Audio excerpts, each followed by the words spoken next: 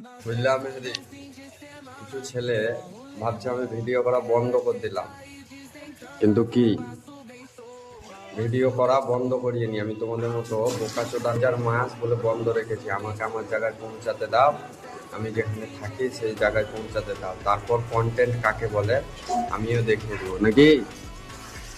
আর যাই হোক, কথার মধ্যে বলে দিই, ভিডিও করা বন্ধ করিয়ে নি। আর ফোকাসটা এখন হচ্ছে মেন ইউটিউবে বেশি, কারণ ফেসবুকে তোমরা বুঝতেই তো পারছো।